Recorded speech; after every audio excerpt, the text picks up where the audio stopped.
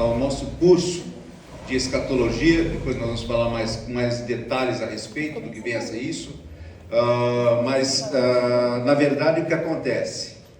Nós estávamos para iniciar o estudo aqui na nossa sala de adultos de Mateus 24, que é o sermão profético de Jesus. Jesus, nos capítulos 24 e 25, Jesus fez o sermão profético pouco antes de ir à morte, na última semana dele aqui conosco, enquanto ele estava aqui conosco.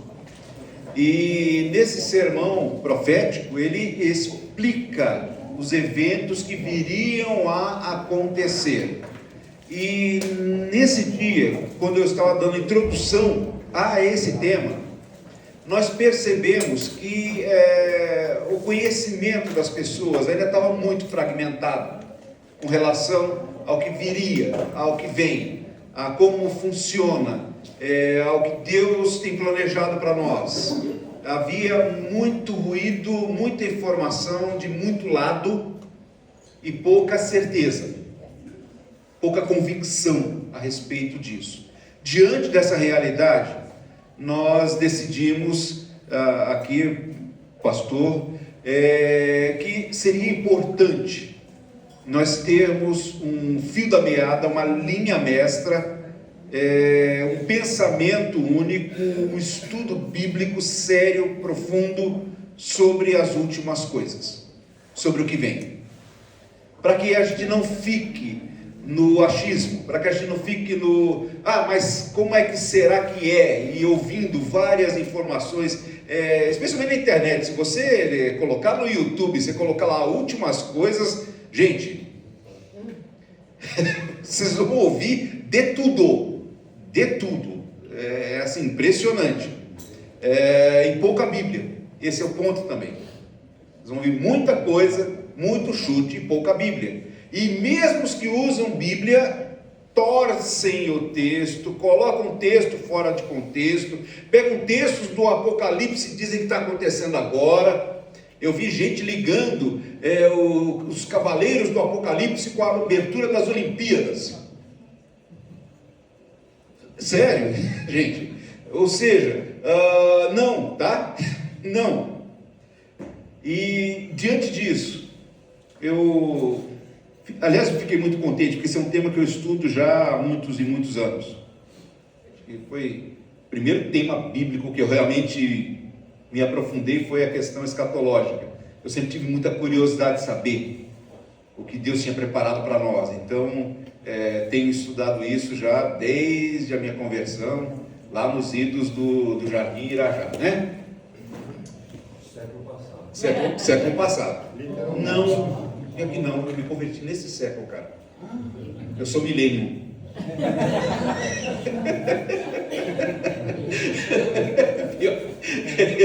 A Adriana pode me confirmar, mas eu acho que eu sou milênio.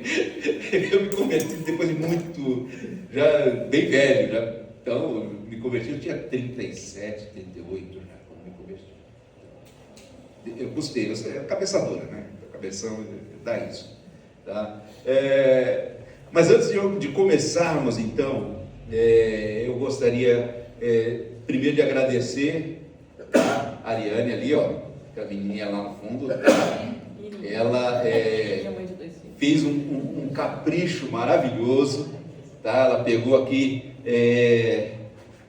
o material e ela preparou essa pastinha para vocês, tá? Então nós vamos ter aqui no nosso curso, nós vamos ter uma pasta mesmo em L, tem aqui um bloquinho de anotações, tem caneta, tem marcador de página e tem a apostila, tá? Essa apostila eu preparei ela há algum tempo atrás. Eu estou, vamos dizer assim, eu estou revisando a apostila para apresentar para vocês, ela revisadinha, e a cada aula os irmãos vão receber a aula apostilada para colocar na pastinha de vocês. Ao término de um trimestre, os irmãos vão ter uma senhora de uma apostila sobre a questão escatológica. Aí é só colocar uma espiral e tá feito o jogo, tá certo, gente?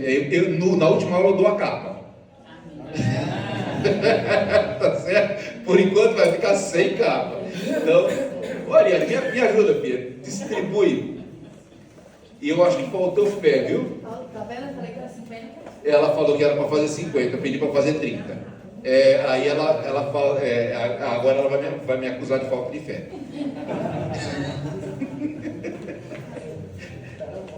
Mas não tem problema se o irmão porventura não puder receber essa aula. A aula que vem a gente faz mais, tá, gente? Pode ser um por casal e depois a gente dá um individual para cada um, tá?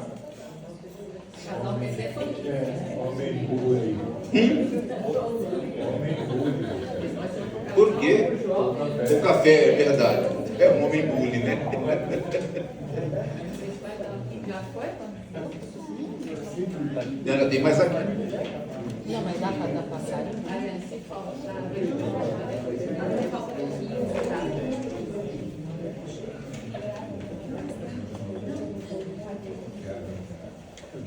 Eu não quero. Todos os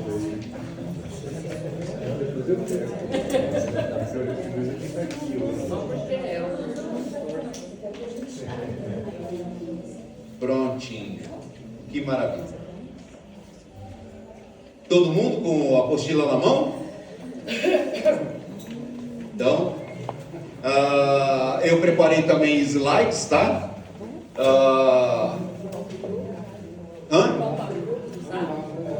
O slide não. O slide eu vou mandar depois, tá? Então você me mandar depois o slide para o grupo também do WhatsApp, tá certo? E o slide reflete muito a apostila, tá? Ele está muito próximo um do outro. É meio que o fio da meada para a gente estudar a apostila, olhando para o slide e olhando para a apostila e ligando uma coisa com a outra, tá certo? Como que eu pretendo que a coisa funcione? Para ter uma certa fluência, para a coisa caminhar, eu acho que seria importante que eu pudesse, então, fazer a explanação, tá? Falar o que eu tenho a falar. Nós vamos ler vários textos bíblicos, hoje especialmente, nós vamos ler muitos textos bíblicos. No decorrer do curso, nós vamos ler muitos textos bíblicos. A maioria deles eu coloquei no slide. Então, a gente vai ter o texto no slide para a gente não perder o tempo da abertura do texto na Bíblia, tá? A não ser uma outra ocasião, que aí eu posso despertar vocês puxando o texto para a Bíblia. E no final, então, teríamos um tempo de perguntas e respostas. Eu acho que seria produtivo fazer assim. O que os irmãos acham? Ok? Tá? Então, feitas as apresentações, distribuídas as apostilas, vamos orar ao nosso Deus, pedir a Ele que nos encaminhe esse tempo. E eu queria pedir para o pastor, vem cá orar. Vamos orar nesse tempo. Vamos orar, irmãos. Senhor, nós queremos mais uma vez te louvar pela oportunidade que temos de poder servir ao Senhor. Um privilégio, Senhor, estarmos diante de Ti, servindo e aprendendo da Tua Palavra. Nesse momento eu quero pedir a Tua graça, o Teu amor, a capacitação do Senhor sobre a vida do Teu servo, que estará, Senhor, explanando, Senhor, esse assunto, que é de muita curiosidade de todo ser humano. Somos curiosos pelo futuro, porque nós temos impresso em nós a eternidade. Por isso, Senhor, abençoe cada vida, cada mente que está aqui, Senhor, para que tenha a compreensão do Senhor também, Senhor, e que a gente possa, Senhor, a cada domingo esclarecermos dúvidas que temos no nosso coração concernente a este assunto, Pai, que é a escatologia, as coisas que estão por vir, ó Deus, e que tudo isso venha só nos trazer mais preparo para estarmos prontos para o chamado do Senhor, para a eternidade. Ser com teu filho, ser com a tua igreja, ser com cada vida que está aqui nesta manhã. É que eu peço agradecido no precioso nome de Jesus. Amém. Amém. Obrigado. Bom, vamos lá. Aula 1, a importância desse estudo. Eu havia feito uma introdução a Mateus 24, mas agora eu criei uma nova introdução mais abrangente, que nós vamos estudar de modo abrangente. Eu não vou me limitar a Mateus 24. Depois nós vamos voltar a Mateus 24 aqui na escola bíblica, mas já de posse da compreensão do quadro geral, vai ficar muito fácil enxergar Mateus 24, tá? Vai ser bem mais simples mesmo. Então, vamos começar com o nosso estudo.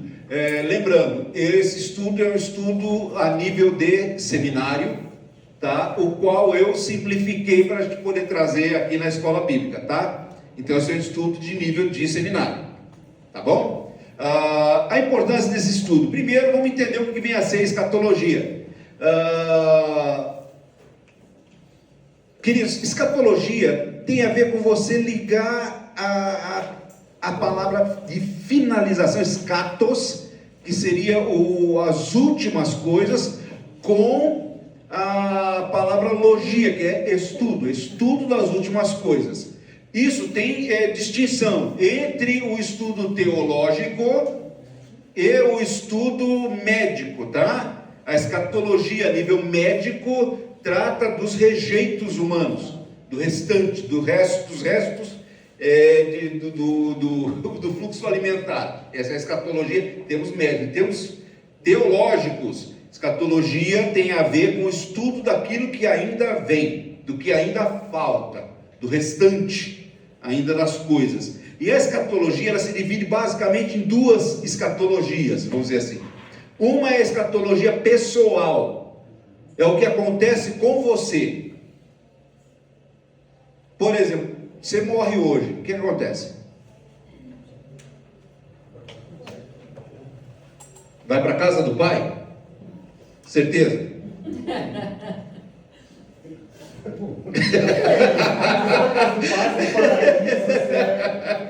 Exatamente essa questão. Vamos para o paraíso? Exatamente esse é o ponto. Gente, há muita dúvida. E o ímpio, quando morre, o que acontece com ele?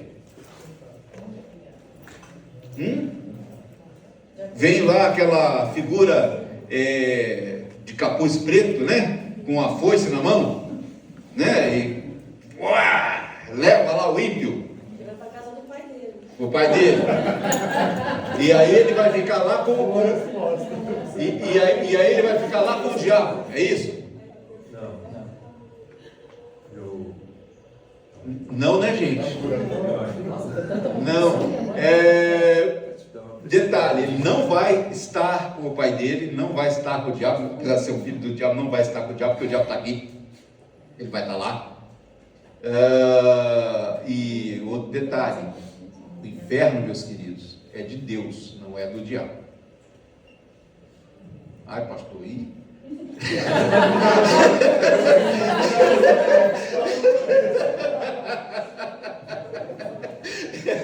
pois então, é o que eu estou tentando dizer. Há muito ainda se pensar. Quando você morre, você vai ficar dormindo?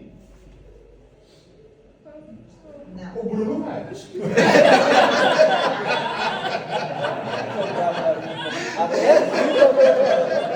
Tava tudo bem. Isso é bullying, né, gente? Isso é bullying.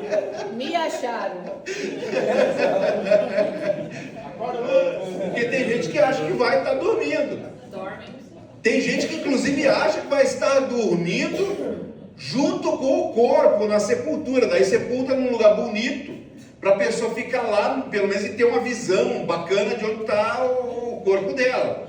Eu não sei como é que seria isso, porque o teu corpo está sendo comido por bichos. Tá apodrecendo ali. E você vai estar ali, quer dizer, não vai ser legal. Tá? Seja como for.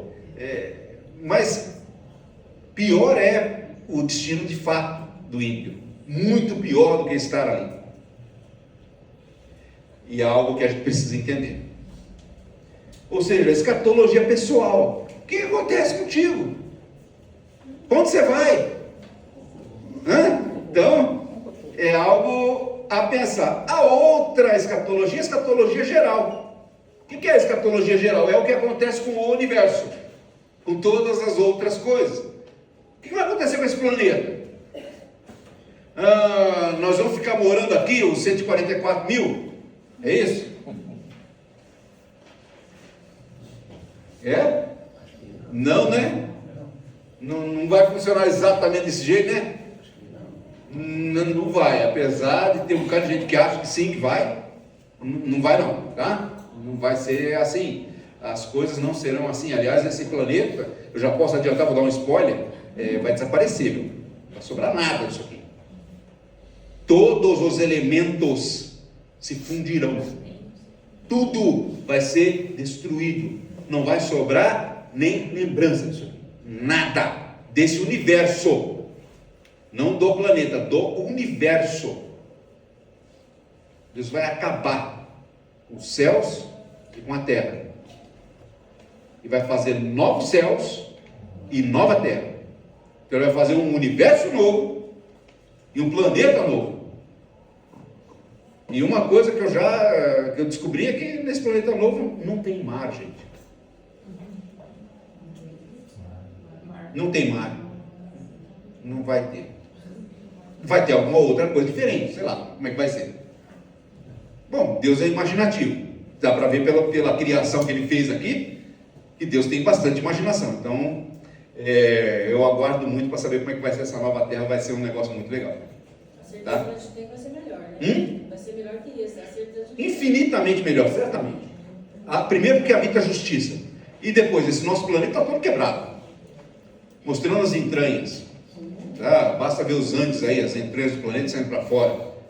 Você vai ver os fiordes lá da Noruega, rachos no planeta. Você vê a linha costeira da Inglaterra, é uma planície que quebrou, foi arrebentada. O planeta está todo quebrado, todo espatifado. E é bonito, mesmo assim, imagina, o que esse planeta é bonito. O que tem de beleza nesse planeta, mesmo estando no estado que está. Imagina o que vem a ser. Vai ser muito superior ao Éden, o que vem. Ou seja, escatologia geral, o que ainda vem, que Deus ainda vai fazer. Tem muita coisa que é completamente contrária ao que o pessoal imagina, tá? Por exemplo, é falado muito nas igrejas. Você como crente, você vai passar a eternidade no céu. E o ímpio vai passar a eternidade no inferno. Lê do engano. Não vai não. Não vai ser isso. Depois eu conto. Vai ser nos próximos capítulos.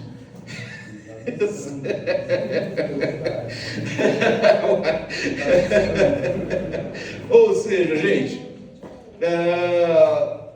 essa é uma matéria que sempre me chamou muita atenção, óbvio. Pela presença dos irmãos aqui, deve chamar a atenção dos irmãos também. E hoje eu queria destacar, chamar a atenção de vocês para os porquês de fato a gente tem que estar aqui. Por que a gente tem que estudar isso? Por que a gente tem que saber isso? E tem que saber isso muito bem. Tá? Aliás, esse é um texto que eu não coloquei na nossa aula, mas quando te pedirem a razão da esperança que há em vós, é isso aqui, viu? É isso aqui. É isso aqui que a gente tem que responder. Essa é a esperança que há em mim, que há em vocês. Para onde a gente vai? O que Deus vai fazer conosco? O que vocês estão esperando que aconteça? Qual é a razão da esperança que está em nós? A gente tem que conhecer isso aqui muito bem. Tá? Ou seja, fico realmente pensando o que é que Deus tem para nós. Com cuidado. Aliás, esse cuidado é muito grave. Não fiquem só na escatologia. Tem um caso de um pastor que ficou 19 anos pregando o Apocalipse. A igreja dele não aguentava mais ouvir. Só que Deus não tem só isso para dizer. Então não se fixem só nisso. Mas também não façam que nenhum outro que eu vi lá que não prega o Apocalipse tem medo. Como assim medo? Não, tem medo. Medo do Apocalipse. Aí não prega.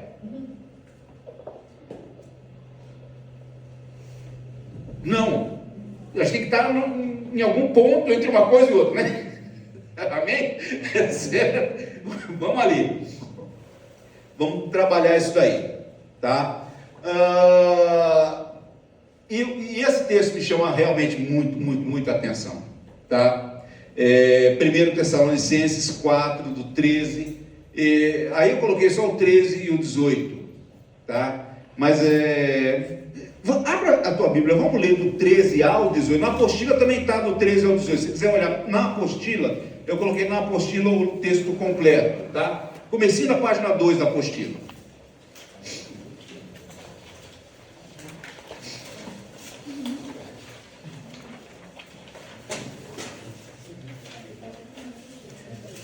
Primeiro Tessalonicenses 4, do 13 ao 18, diz assim: eu não quero, porém, irmãos, que sejais ignorantes acerca dos que já dormem, para que não vos entristeçais como os demais que não têm esperança. O que estava acontecendo aqui? Aquelas pessoas na igreja de Tessalônica, elas estavam muito entristecidas, coração muito quebrantado. Por quê? Porque os irmãos estavam morrendo e Cristo não tinha voltado. E a situação, e agora? O que acontece? Morreu, e Cristo não veio, e agora? Entendeu? Eles estavam realmente muito apavorados, muito tristes, muito desconcertados com isso. E o apóstolo Paulo fala: não, calma, não sejais ignorantes acerca dos que já dormem, dos que morreram. Vamos saber o que acontece com eles. Para quê? Para que vocês não fiquem tristes desse jeito, não tem razão de ser essa tristeza. Por quê? Verso 14: porque se cremos que Jesus morreu e ressuscitou, assim também aos que em Jesus dormem, Deus os tornará a trazer com ele. Então, aquele que morreu, Deus vai trazer de volta. E verso 15: dizemos-vos, pois, isso pela palavra do Senhor, que nós, os que ficarmos vivos para a vinda do Senhor, não precederemos os que dormem. Ou seja, na hora que o Senhor Jesus vier buscar a sua igreja, nós que estamos vivos, naquele momento da vinda do Senhor, nós não vamos subir antes daqueles que já dormiram, daqueles que morreram. Por quê? Porque o mesmo Senhor descerá do céu com alarido, e com voz de arcanjo, e com a trombeta de Deus, e os que morreram em Cristo ressuscitarão primeiro.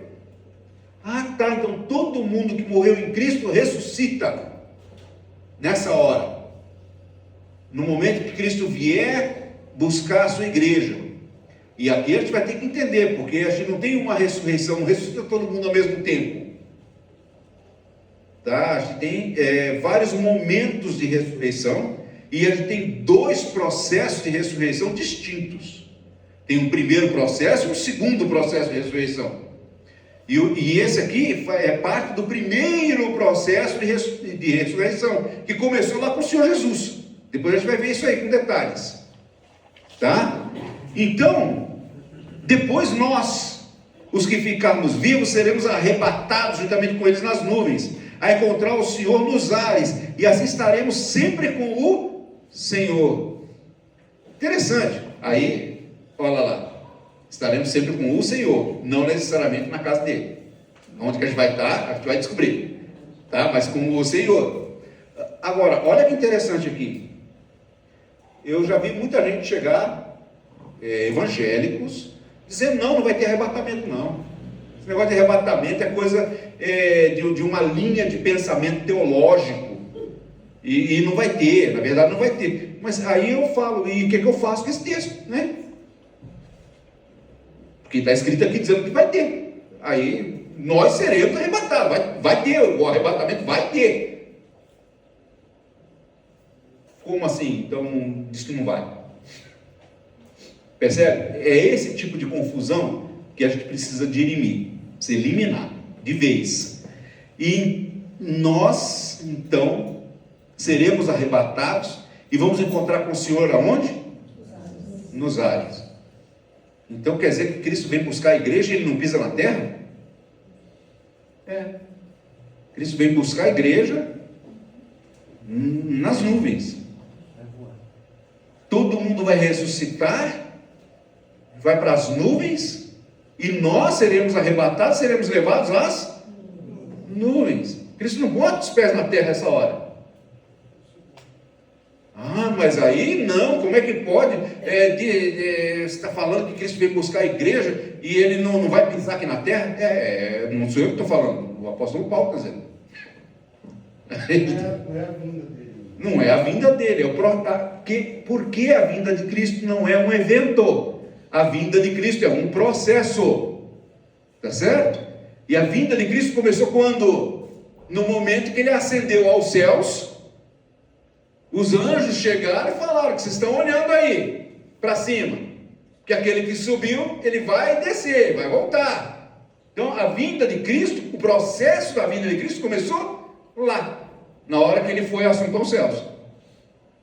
E depois de lá, começou todo o processo para a vinda dele, que vai se dar aqui. E aí começa o processo da vinda. E o processo da vinda começa com o arrebatamento da igreja. Outros eventos ocorrem em sequência. Aí nós vamos estudar cada um deles, como é que a coisa acontece, o que vem depois. Então, mas o próximo grande evento na agenda de Deus, já adianta agora, é o arrebatamento da igreja. Tá? Seria o primeiro evento. Primeiro grande evento da agenda divina, em termos de escatologia. Não vai ficar crente na terra. Não vai ficar crente na terra. Tá? Isso depois do arrebatamento dos que já dormem em Cristo. Exatamente. Vai ressuscitar todo mundo que já morreu em Cristo, e todos que são crentes na terra vão ser arrebatados. Não vai sobrar igreja na terra. Vai ser visível o arrebatamento dos mortos, dos que dormem? Ou não? Não dá a entender. Não dá a entender. Dá a entender o quê? Nós vamos estudar isso também.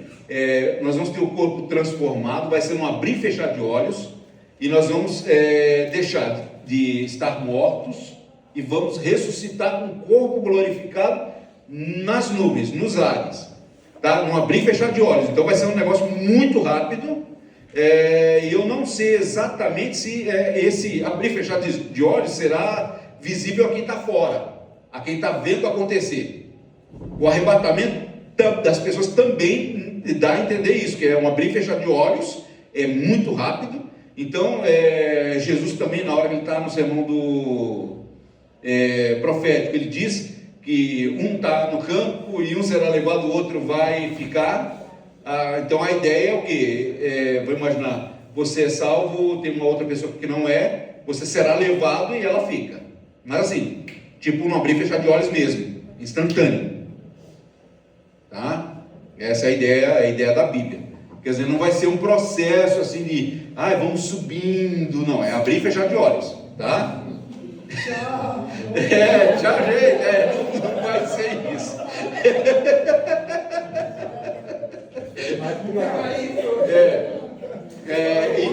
E daqui desse grupo eu espero realmente que não fique ninguém, tá?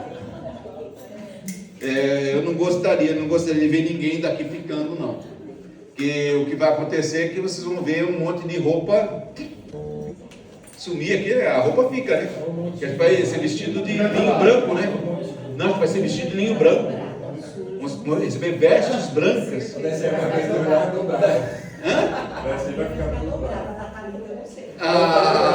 Olha, bullying, né? É bullying. Mas, gente, a grande questão toda qual que é o objetivo disso? O objetivo disso, verso 18: portanto, consolai-vos uns aos outros com essas palavras. É para a gente não ter o coração pesado. Quando um de nós morrer, a gente tem que ter o coração leve, porque nós temos uma esperança que o ímpio não tem. Nós temos certezas que o ímpio não tem, e nós podemos consolar uns aos outros e abraçar um ao outro numa hora de perda, numa hora de dor, e falar: olha, daqui a pouco a gente está junto, tá? Daqui a pouco a gente se encontra. Talvez a gente vá direto, talvez a gente vá por meio da ressurreição, mas daqui a pouco a gente está junto, é uma das coisas que eu fico pensando cá comigo, né? Meus botões. Eu não sei o que eu queria. Se é morrer ou se é ser arrebatado. Eu realmente tenho dúvida a respeito. Porque se eu morrer, eu vou conhecer o paraíso, que é o local em que os mortos estão aguardando a ressurreição. Se eu for arrebatado, eu não vou conhecer, eu vou direto. Mas aí também eu vou conhecer o processo do arrebatamento, que vai ser todo diferenciado. Eu estou aqui falando, de repente toca a trombeta. E aí? Você está entendendo? Então realmente eu não sei o que eu quero. Fico naquela, mas senhor, e agora? Tá? Mas bom, fecha parênteses aí, deixa isso aí. São minhas dúvidas pessoais aqui que eu vou falar para vocês. Eu de quando em quando eu tenho umas aí que eu. Às vezes eu fico as minhas madrugadas lá meditando com o Senhor e orando e pensando e, sabe, imaginando e por aí vai, então. Algo assim. Mas é uma dúvida justa, não acha? Se você vai passar, se você vai ressuscitar, você vai passar pelo arrebatamento através da ressurreição. Mas É a mesma coisa, está dando uma rua e puf, mas exatamente, quer dizer, não é a mesma coisa, percebe? E aí eu fico naquela, né? E agora? Sabe? Mais ou menos isso, né? Mas como é que eu oro? Como é que eu peço para Deus? O Senhor me leva, me arrebata, me mata, como é que eu oro? Né? É a minha dúvida. Tipo isso, bom. Mas vamos lá. É bem assim mesmo, né? Passa para mim, Dudinha. Esse estudo, gente, estudo de escatologia, tem gente que diz que não dá para estudar escatologia na Bíblia. Eu tenho uma certa dificuldade com a gente falar isso. Ou pessoas que dizem, não, escatologia é um estudo secundário. Não, nem uma coisa nem outra. Dá para estudar, a Bíblia é muito clara no que ela revela, a Bíblia é um livro que revela os mistérios, a Bíblia não deixa um mistério sem ser revelado. Se você vir a palavra mistério na Bíblia, é algo que era misterioso, está sendo revelado, está sendo explicado toda vez. Não tem nenhum mistério que, isso aqui era mistério e continua mistério depois. Não, era mistério e a Bíblia revelou como é que é. Então dá para estudar escatologia pela Bíblia, tá? Sem dúvida nenhuma. E mais que isso, há muitas pessoas que dizem que é secundário. Nós vamos ver hoje que não é. Não é um estudo secundário, não é algo que você pode deixar para lá, porque dependendo da maneira como você enxerga o que vem, é tudo o que você faz. A gente vai ver isso com muita clareza.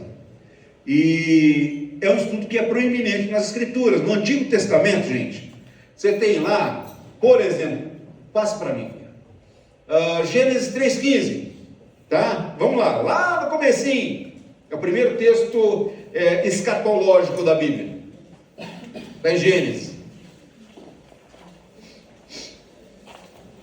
Gênesis 3,15, olha o que diz aí.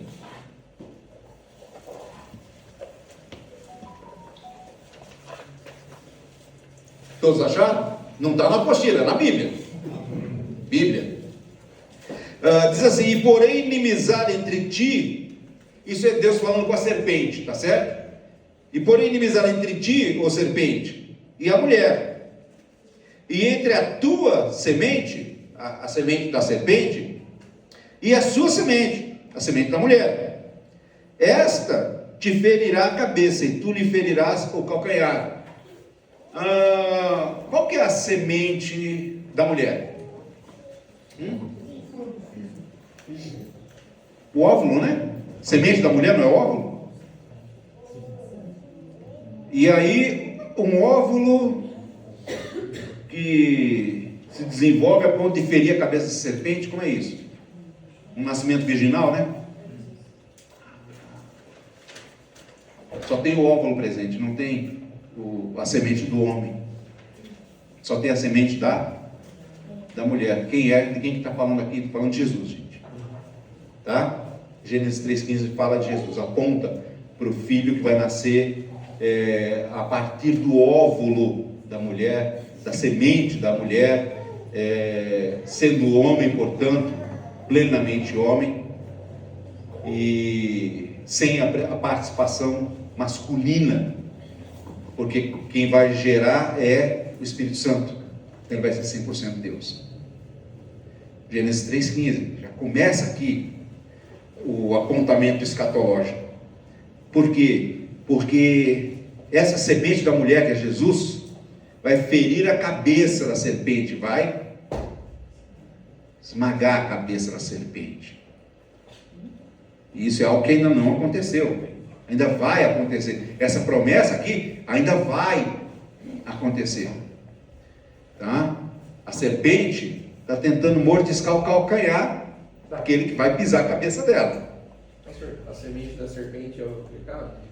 Exatamente, é o resultado da ação da serpente, o pecado que entrou para toda a humanidade, tá? Cuidado com isso, tá, gente? Desculpa, só vou fazer mais um parênteses aqui, porque eu já vi muita gente dizer, não, mas a semente da serpente é a descendência de Caim, e a semente da mulher é a descendência de Sete, que é a descendência pura, a descendência santa. Eu já vi gente falando esse tipo de coisa. Não é, tá? Não é isso. Se fosse isso, tá? Então, quando Noé e seus filhos foram resgatados, significa que toda a semente da serpente teria sido destruída, só teria ficado a semente da mulher, que seria então uma linhagem santa, pura. Como então depois de Noé tem pecado? Como então o apóstolo Paulo diz que todos pecaram e destituídos estão da glória de Deus, e que não há exceção? Não há quem busque a Deus, não há um justo, não há nenhum sequer. Como assim? Então não é essa a interpretação, tá? Não existe uma linhagem santa de Sete ou qualquer coisa do tipo. Todos pecaram, destituídos estão da glória de Deus desde Adão, o primeiro Adão e o segundo Adão, que é o espiritual, que restaura as coisas em Cristo. A semente da mulher é Cristo. Ok, gente? Não é humano, não é uma ação humana, não é uma linhagem humana, não é um ser humano, é Jesus, o homem-Deus. Ok, gente? Então, é só para deixar isso muito, muito, muito claro, porque tem muita confusão por aí, tem muita gente falando muita coisa, e quando a gente olha para a Bíblia, a gente vê que não é possível, tá? Jó 19, 25.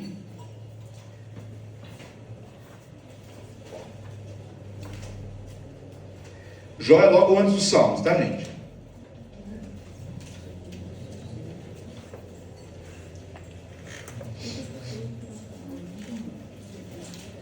Jó 19, 25. Olha o que diz. Impressionante essa fala aqui. Bem no meio do livro de Jó, né? Bem no meio do livro de Jó. Quando Jó está se explicando. E o que ele diz aqui? Ele estava doente, tinha perdido tudo. Ele estava tentando se explicar para os seus amigos, tá? E ele diz: porque eu sei que o meu Redentor vive, e que por fim se levantará sobre a terra, e depois de consumida a minha pele, contudo ainda a minha carne, contudo ainda em minha carne verei a Deus. Ou seja, promessa de que o Senhor, o Redentor, vive e que iria resgatá-lo, e que ele veria a Deus em carne, tá? Isso é Jó. Passa para mim, Dudinho. Daniel 7. Aliás, esse aí, nós já estudamos Daniel aqui. Daniel 7 é o centro profético da Bíblia, tá? Todas as profecias bíblicas têm como centro Daniel 7, e o centro de Daniel 7 é Daniel 7, 13 e 14, tá? Então esse aí é o cerne de toda a profecia bíblica, tá aí. 7 já, 14. Daniel 7, versos 13 e 14, tá? O capítulo 7 como um todo é o centro teológico da Bíblia, e os versos 13 e 14 são o centro teológico do capítulo 7, tá? Vamos ver o que diz os versos 13 e 14. Daniel diz assim: e eu estava olhando nas minhas visões da noite, e eis que vinha nas nuvens do céu como o filho do homem, e dirigiu-se ao ancião de dias, e o fizeram chegar até ele, e foi-lhe dado o domínio e a honra e o reino, para que todos os povos, nações e línguas o servissem. E o seu domínio é um domínio eterno, que não passará, e o seu reino tal, que não será destruído. Esse é o centro profético da Bíblia, esses dois versos. E é por isso que Jesus, quando se referia a si mesmo, ele se chamava como? Filho do homem.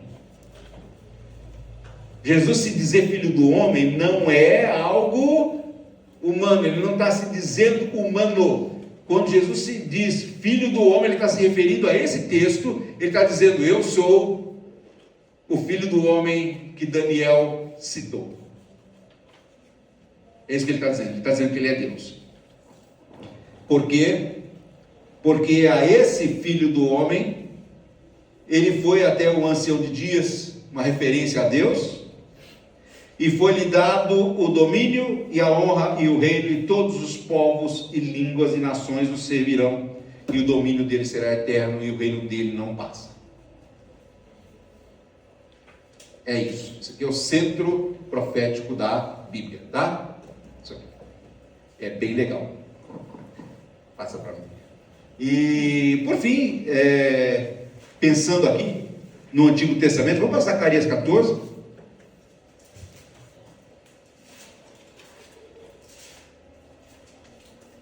Zacarias 14, 4.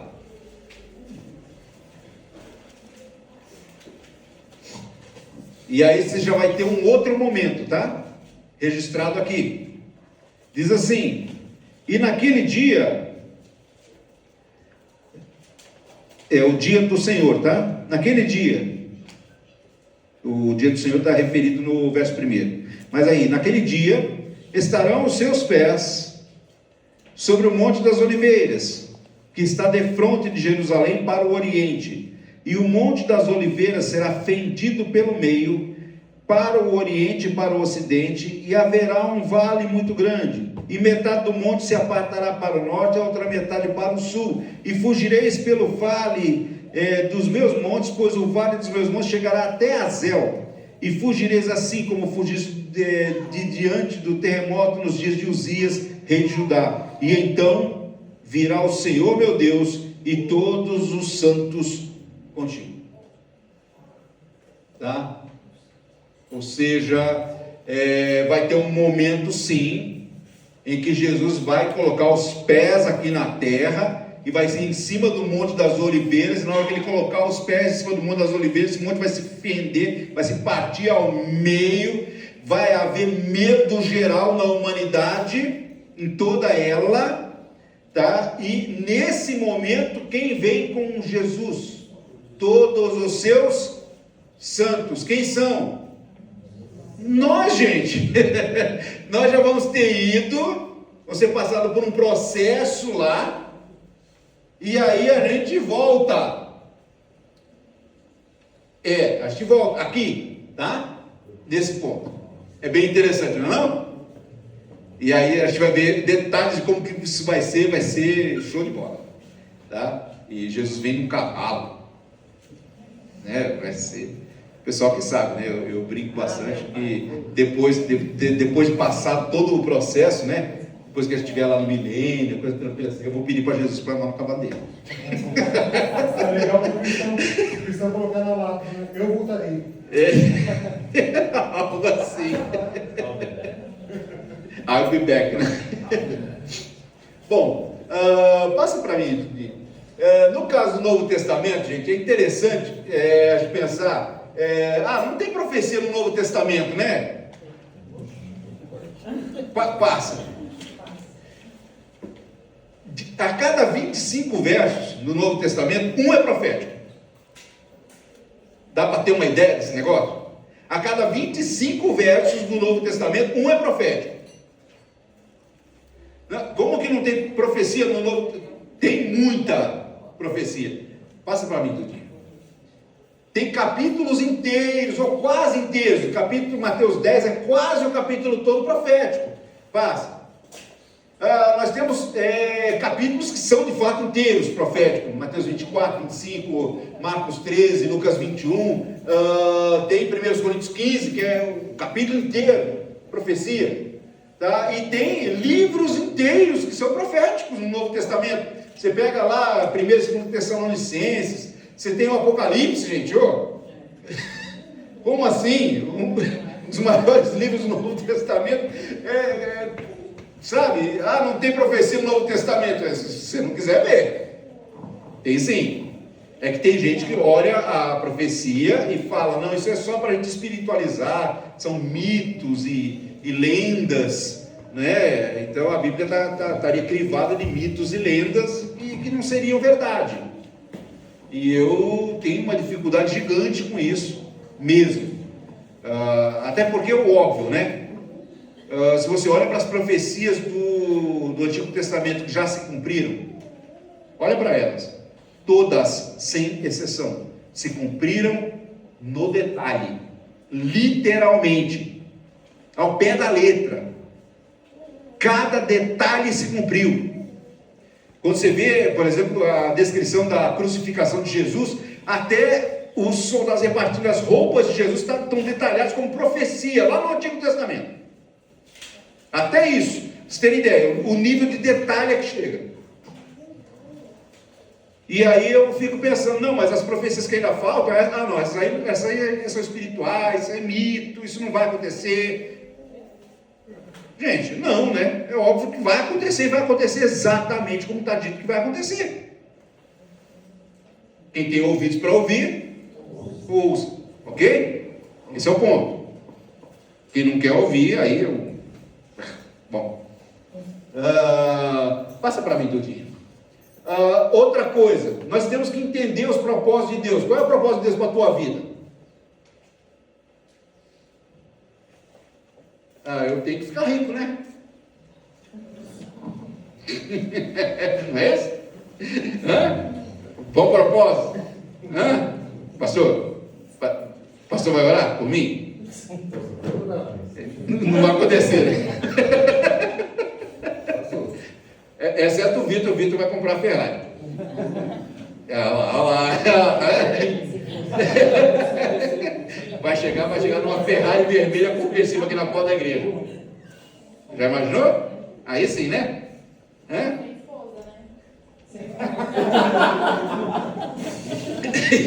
Pegou. Desculpa, eu não quero criar. Vamos mudar de assunto. Já estou criando uma DR no casamento dele lá, gente. Eu quero chegar no cavalo, eu quero chegar na Ferrari. Gente. Mas bom. A questão é, nós temos que entender quais são os propósitos de Deus. Quais são os propósitos? Primeiro, nós conseguimos entender, a partir do estudo profético, as doutrinas de Deus. Por exemplo, a doutrina da salvação. Se você não tem um bom conhecimento teológico a respeito das coisas que ainda estão por vir, como é que você chega para alguém e fala a respeito da salvação? Vai salvar do quê? Não, vai te salvar do câncer, vai te salvar da derrota na empresa, vai te salvar da derrota no casamento. É isso? Você vai olhar aqui, não, vai te salvar do vereador que está querendo te pegar, sabe? Não, gente. Do que vai salvar? Salvação diz respeito a quê? Diz respeito ao que está por acontecer. Se você não entende a escatologia, você não entende a salvação, você não sabe explicar para as pessoas. E você muitas vezes tem dúvidas até no seu próprio coração. Já vi gente chegar para mim, pastor, eu não sei se eu sou salvo. Eu não tenho certeza, eu não sei. Que tem acontecido algumas coisas na minha vida que me criam dúvidas no coração se eu sou realmente salvo ou não, porque eu estou passando por isso, estou passando por aquilo, meu casamento está assim, meu casamento está assado, meu emprego está isso, meu marido está aquilo, e por aí vai. E a pessoa desesperada. Mas será que Deus realmente está comigo? Porque eu continuo tendo problemas. E o que eu digo é, olha, se Deus estiver realmente contigo, você vai ter muito mais problemas do que isso que você está relatando. A tua vida não fica mais fácil, ela vai ficar muito mais difícil. Só que essa não é a mensagem que as pessoas querem ouvir, né? Mas é verdade. Se você é de Deus, a sua vida é muito mais difícil do que a vida de alguém que não é de Deus.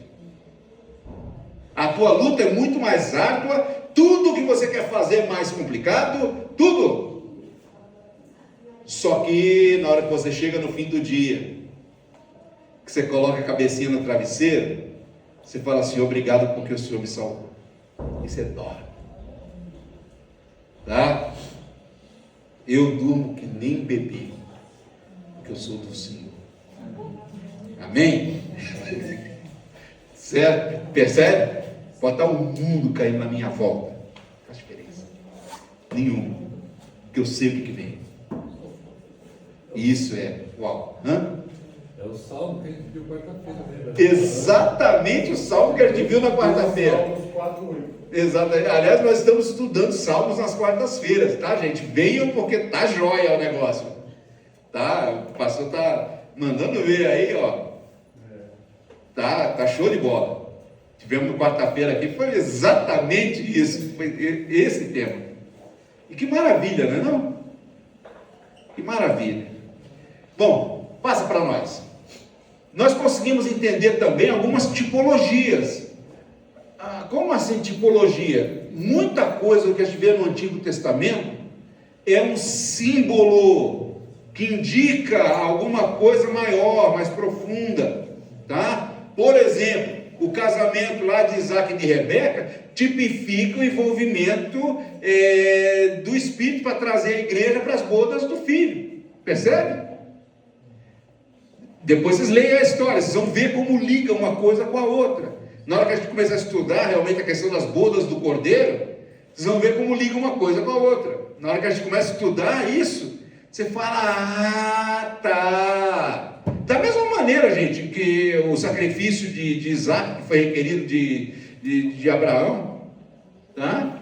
Tipifica o sacrifício de Cristo, não tipifica? Fica fácil a gente entender? Dessa mesma maneira, a gente vai entender, tá? É tipologia isso aí. É um tema teológico bem profundo, bem estudado no seminário. Eu não vou entrar profundamente nesse tema, mas é algo que você vai começar a ligar. Você ouviu a história lá? Tá, é isso aqui, tá? Vai fazer pontes, porque Deus faz essas pontes. Vocês viram lá, Gênesis 3,15. Deus faz essas pontes o tempo todo, tá? Mas, passa. Além disso, nós entendemos várias e várias promessas, tá? Então lá os Salmos 2, 22, o 22 inclusive, o Salmo da crucificação, tá? É impressionante como o Salmo 23 está exatamente entre o 22 e o 24, né? É maravilhoso isso, tá?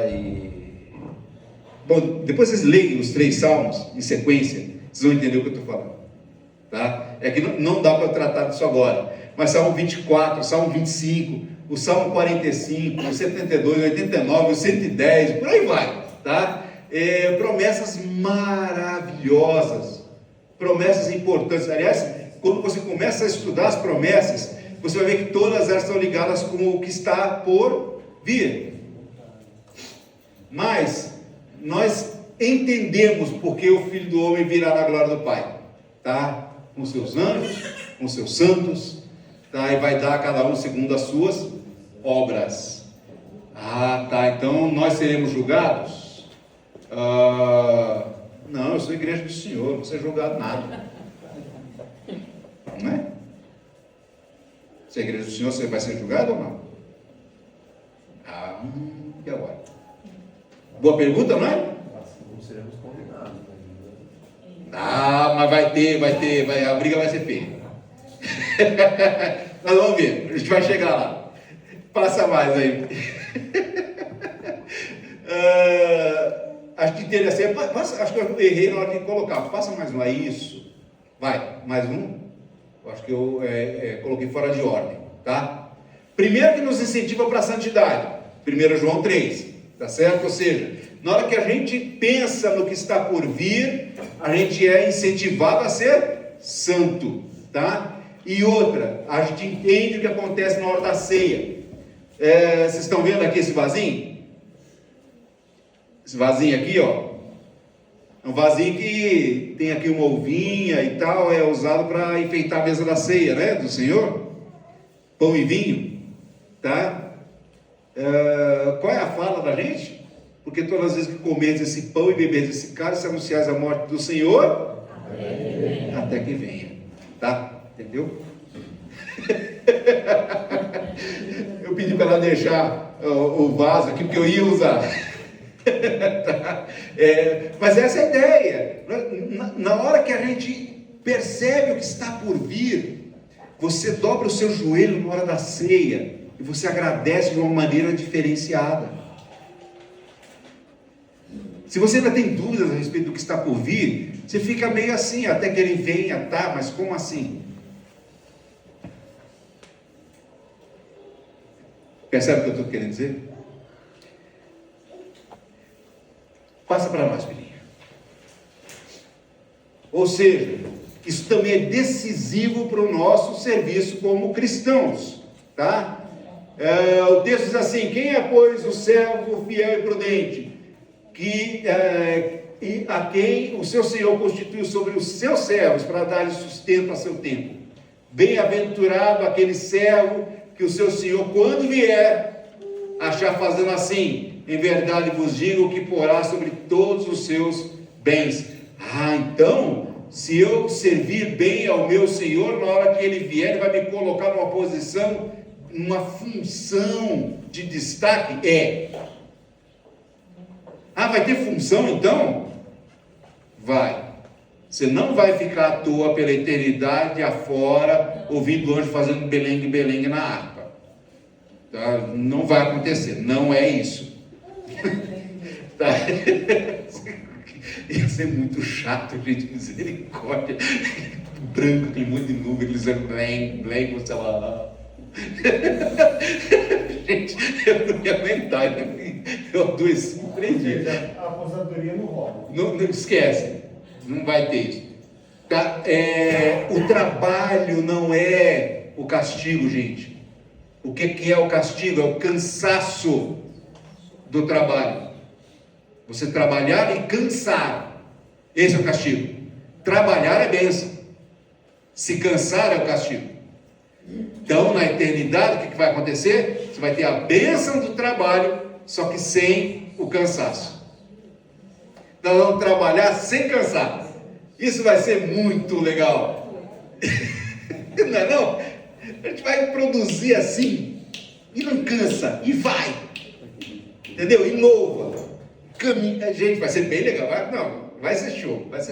Agora tem gente que não tem mar, não vai ter praia. É tipo isso, não tem mar, é por isso. Verdade.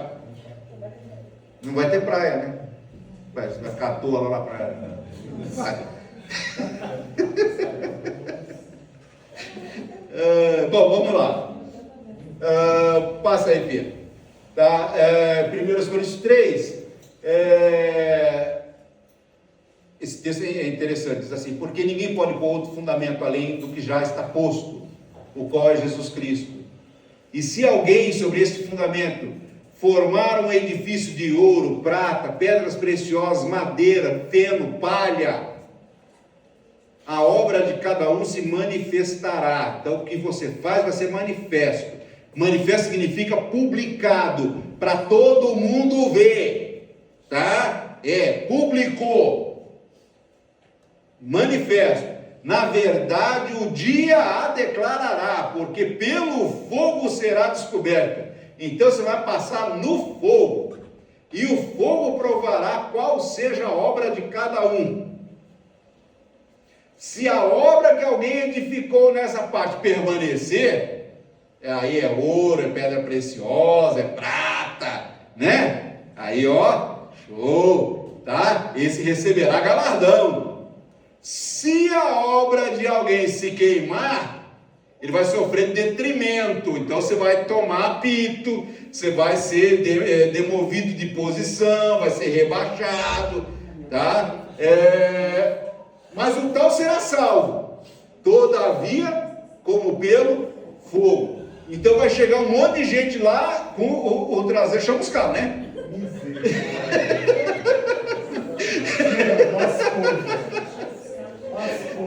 Chegou, não chega, o tal será salvo.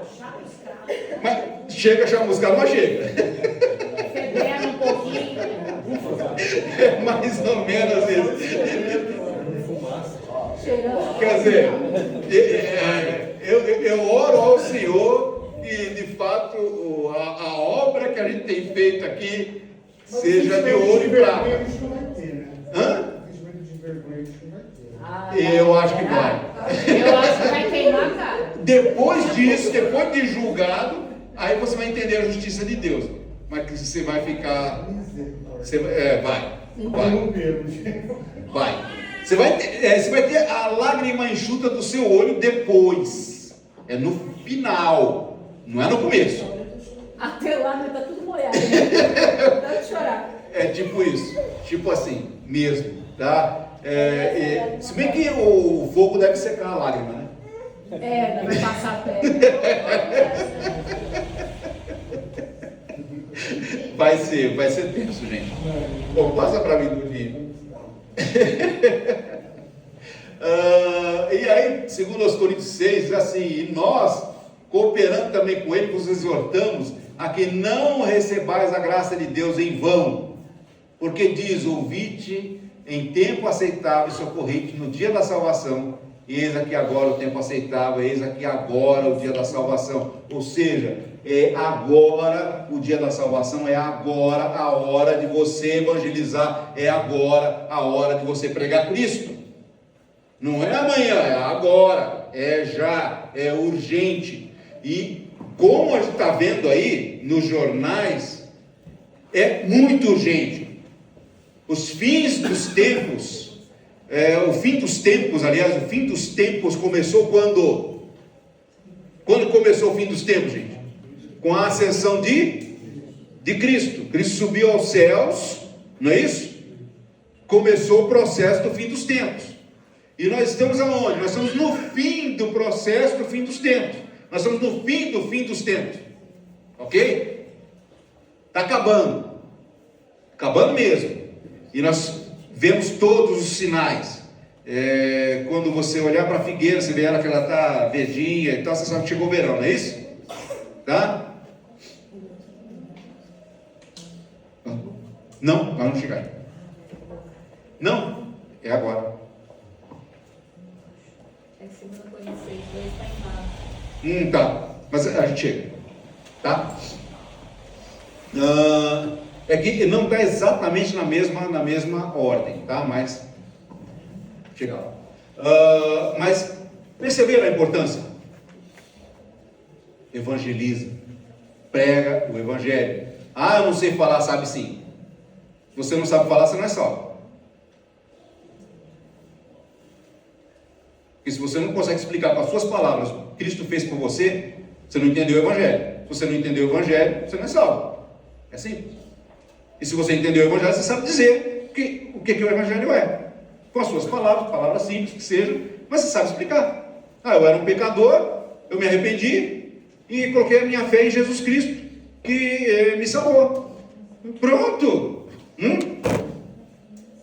Se você entendeu isso, você é salvo. Se você não entendeu isso, você não é. É simples assim.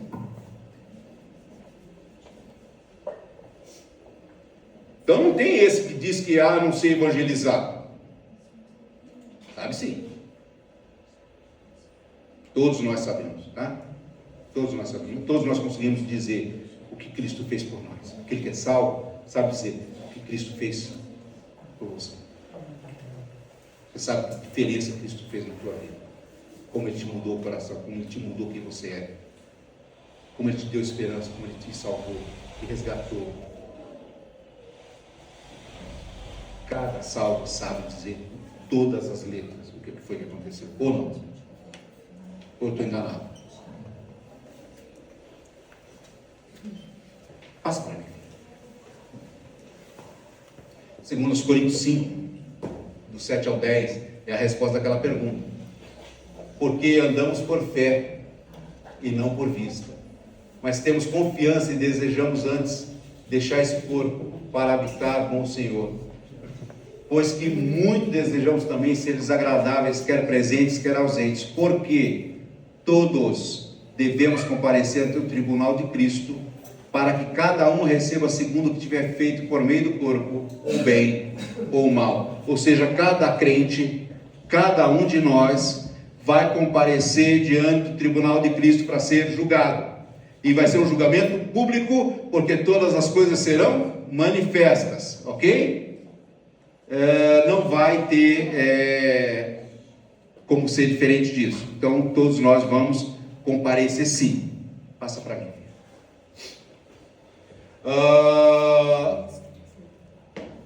Como é que a gente enfrenta as dificuldades da vida? Com essas certezas, tá? Portanto, tudo sofro por amor dos escolhidos. Paulo dizendo, para que também eles alcancem a salvação que está em Cristo Jesus, com glória eterna. Palavra fiel é esta, que se morrermos com Ele, também com Ele viveremos. Se sofrermos, também com Ele reinaremos. Se o negarmos, Ele também nos negará. E se formos infiéis, Ele permanece fiel. Ele não pode negar-se a si mesmo. Ou seja, mesmo que nós sejamos infiéis, você perde a sua salvação? Não. Porque Ele é fiel. Tá? E aqui nós temos a esperança, a expectativa. Qual seja a esperança, a expectativa da igreja? Qual é? Tá? Ensinando-nos que renunciando às impiedades, nós deixamos de ser ímpios, e as concupiscências mundanas, nós largamos as nossas paixões mundanas, nós deixamos isso para lá. Nós vivemos nesse presente século sóbria e justa e piamente, aguardando a bem-aventurada esperança e o aparecimento da glória do grande Deus e nosso Salvador Jesus Cristo. Então, qual é a bem-aventurada esperança? É aquilo que vem logo antes do aparecimento do nosso Senhor, não é isso?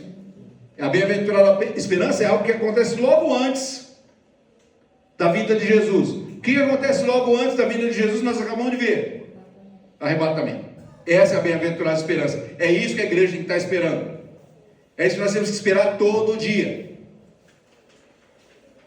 Oi? Tem um detalhe, mas, assim, os homens que dominam esse mundo, eles estão passando a ideia que vão ser arrebatados, abduzidos por extraterrestres. Não, mas isso já, aliás, essa ideia aí, eu tenho dito isso há mais ou menos uns 20 anos atrás, eu já dizia isso lá no Jardim Irajá, não é não?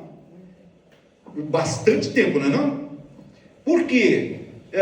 Porque já naquele tempo eles estão preparando a mente das pessoas. Se você pegar 20 anos atrás, você falava em extraterrestre, ser abduzido por extraterrestre, o pessoal ria na tua cara, zombava de você e tal, e zoava mesmo. Lembra daquela série Arquivo X? Pega para assistir, tem disponível aí para assistir o Arquivo X em algum dessas redes aí, não sei, mas tem. Pega lá e assiste lá o primeiro e segundo episódio, lá atrás, só de curiosidade para você ver. Como que era o espírito das pessoas com relação a esse tema. E eles vieram trabalhando isso ao longo do tempo, passando filme, séries, mensagens na mídia, e agora eles estão mostrando aí, não, agora essa aparição de OVNI aqui, agora essa aqui é de verdade. Agora não é mais ilusão entendeu? Você pode ver que a coisa está ficando cada vez mais séria, mais e mais séria. É um filme do Tom Cruise que até sobra as roupas, né? Não sei se você assistiu Guerra dos Mundos. Guerra dos Mundos, sim. Desaparece só a roupa. Exatamente. Ou seja, se você olha lá para a Jornada nas Estrelas, o teleporte, o teletransporte, não é isso? Tá? Que você está num lugar e é teletransportado para outro lugar. É a mesma ideia. Ou seja, quando você começa a juntar todas as informações da mídia, você vê que é o quê? É uma liderança mundial preparando a cabeça das pessoas para o que vem. Para continuar negando a Bíblia, né? Claro. E aí o que acontece? Peraí, negando ou afirmando? Não, Porque negando. os símbolos também aparecem. Mas ele Sim. Eles subiam a Bíblia, tudo. Sim, mas para quê? Porque na hora que os crentes forem arrebatados, o que eles vão dizer? Não, essas pessoas aqui, elas têm o coração tão duro que elas não conseguiriam viver dentro dessa ordem de paz trazidas pelos extraterrestres, que são falsos extraterrestres. E quem são essas pessoas de coração duro? Nós, entendeu? E aí essas pessoas então foram levadas para serem reeducadas. É uma tentativa de explicar os acontecimentos à parte de Deus. Exatamente. E é isso. O mundo já está sendo preparado, né? Está sendo preparado.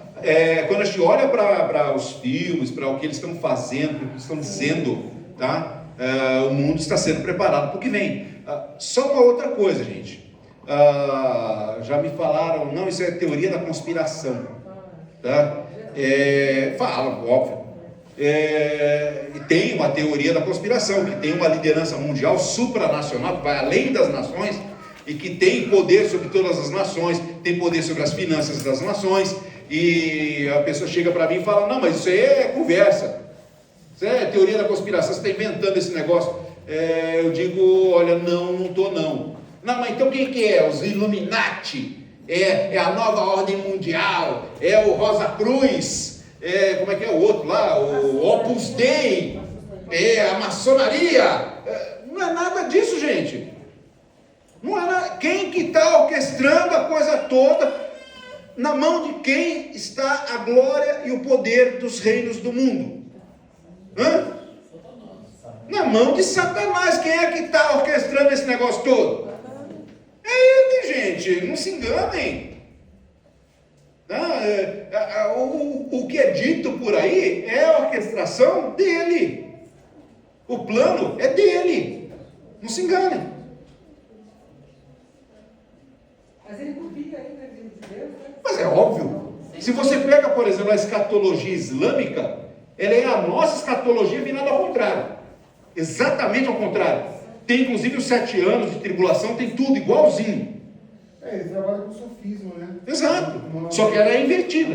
O nosso Cristo para eles é o Cristo negro, é o falso Cristo. O anticristo nosso é o Cristo profeta deles. Entendeu? A nossa besta é para eles o grande líder, como é que é?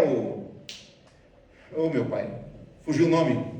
O 12º imã que vem aí, tá? Que é o sucessor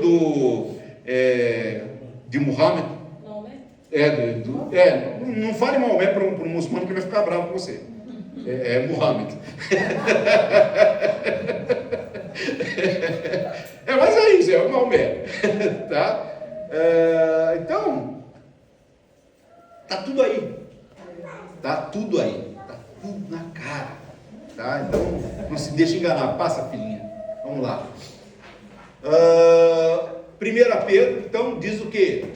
Bendito seja Deus e Pai de nosso Senhor Jesus Cristo, que segundo a sua grande misericórdia, nos gerou de novo para uma viva esperança, essa viva esperança, pela ressurreição de Jesus Cristo dentre os mortos, porque se Ele ressuscitou, nós ressuscitamos também, para uma herança incorruptível. A nossa herança não se corrompe, não se contamina, não murcha, e está guardada nos céus, que mediante a fé, estás guardados no poder de Deus para a salvação, já prestes a se revelar no último tempo. Então, esse é o último tempo, tá, gente? Agora, não sei se mais 5 anos, mais 10, mais 50, não sei se chega isso tudo, mas não falta muito não. Agora muito que vou contar. A coisa está feita indo rápido, tá? Passa para mim. Ou seja, nós precisamos praticar um cristianismo verdadeiro, tá? Nós temos que estudar a escatologia. Primeiro, leva o perdido a ser salvo. Na hora que você fala para ele o que vem, ele repensa a própria vida, tá? O não crente, na hora que você prega para ele, fala realmente para ele, na real, o que vai acontecer, ele para pensar. Opa, isso aí é sério. Isso está sendo dito aí é sério, tá? Não é essa confusão que a turma fala. Passa. Também pega o salvo desviado e traz de volta, tá? Na hora que você realmente fala o que está acontecendo, aquele que está desviado, ele volta. Mas, tá? O salvo fiel, ele se purifica. Porque eu não quero que o Senhor, na sua vinda, me pegue numa situação vexatória de pecado. Você quer? Não, né? Eu quero que o Senhor me pegue sendo fiel, trabalhando para a obra dele, puro, coração puro, vida santa. É isso que eu quero, tá? Mas, passa para mim. Nós temos que vigiar e sermos constantes. Isso é muito importante, gente. Constância. Eu canso de ver crente montanha-russa. Sabe como é que é? Uma hora está lá em cima. Agora eu sou mais santo, mais dedicado, mais piedoso. Eu sou uma outra hora. Eu sofri um abalo na minha fé.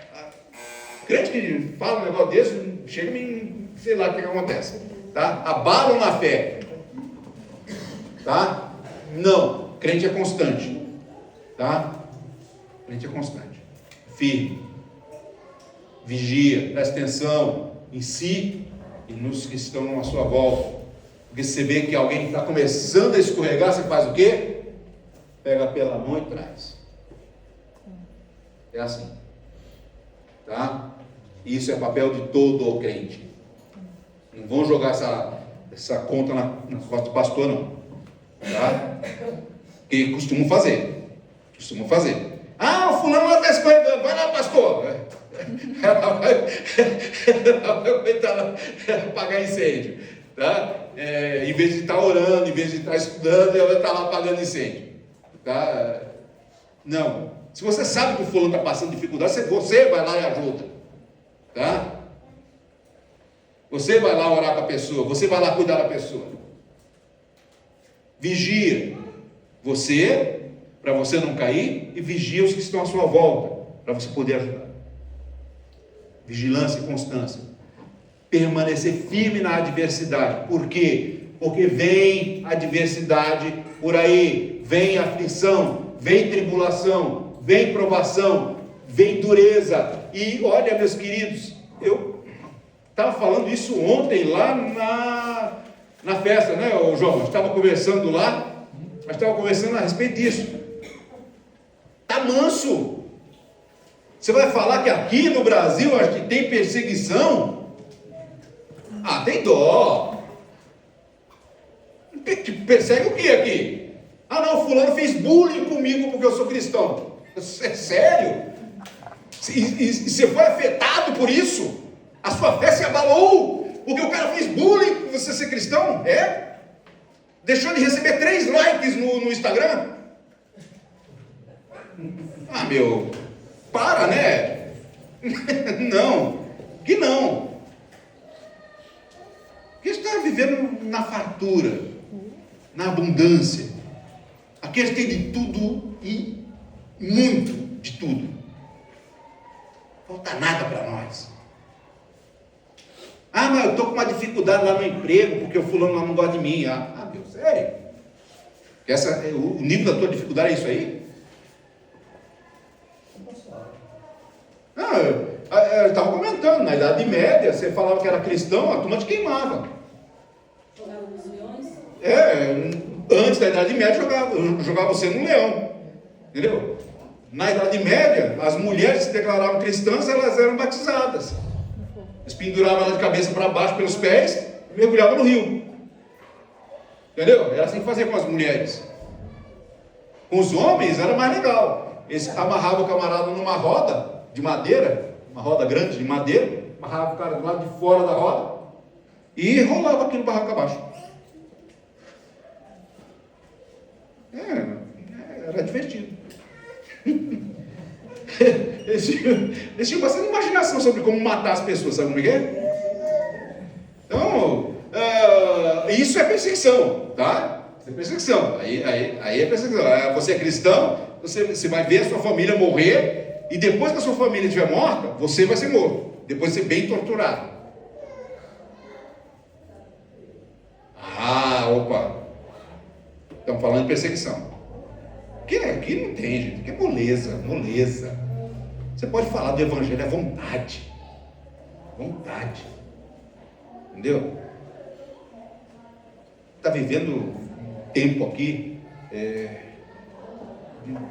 um banquete da palavra.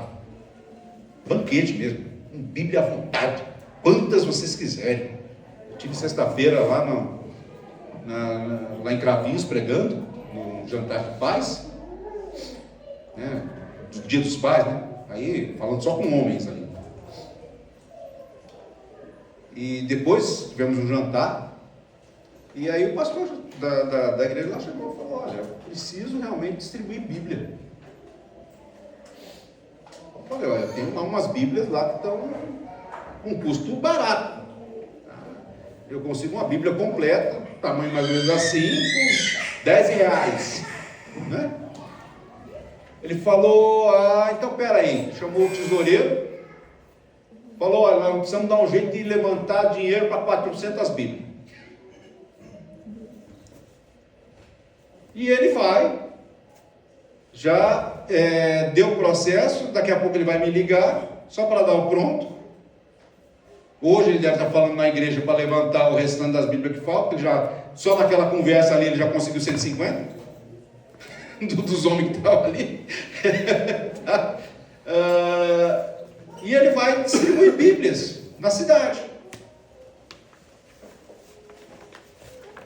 E ele falou: e 400 é pouco.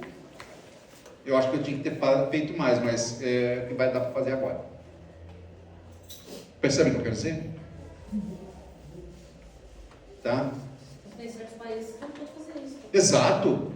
Nós temos essa liberdade, gente. A gente pode chegar na mão de uma pessoa e entregar uma Bíblia na mão dela. Tem países que, se você fizer isso, você leva um tiro.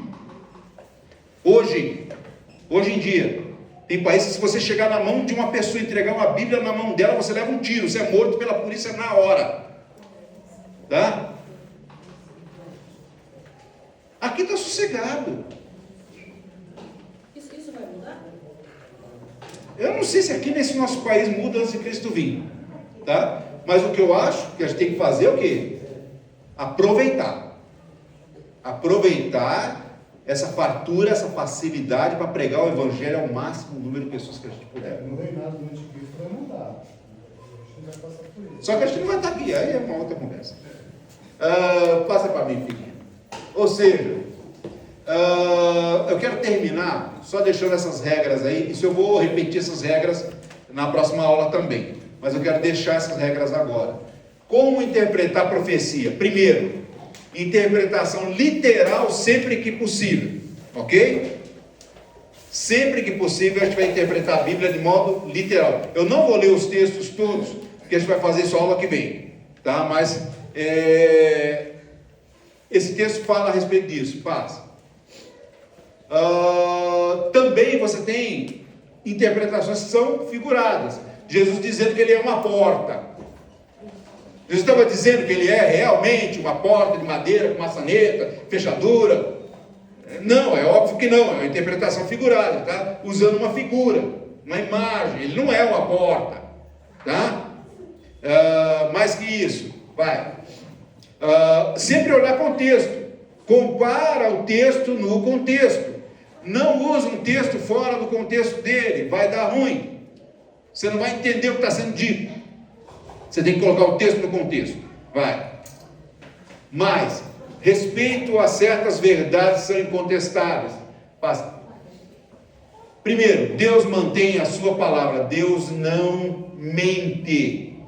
O que Deus fala é verdade. Se Deus falou, vai acontecer como Deus falou. Não vai ser diferente. Outra coisa, a água da palavra é cristalina, a Bíblia é muito clara. Ah, mas tem um verso lá que eu não consigo entender, eu não consigo juntar ele. Por exemplo, tem gente que tem dificuldade com Hebreus 6. Não, mas Hebreus 6 diz lá que perde a salvação. Não diz, tá, gente? Não diz, mas o cara acha que diz.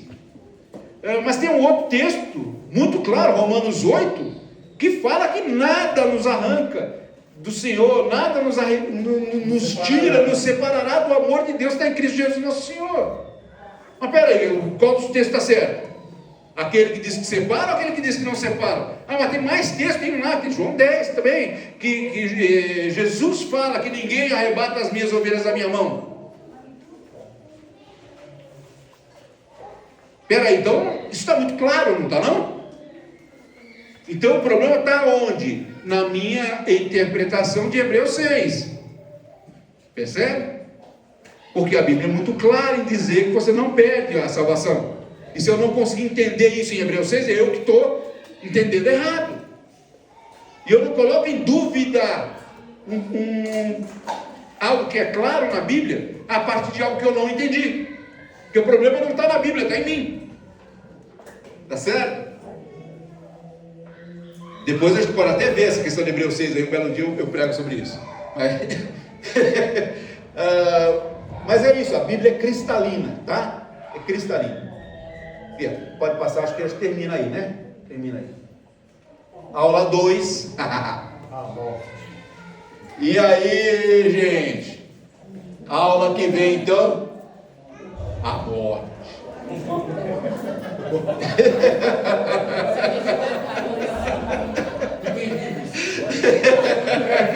Até a morte.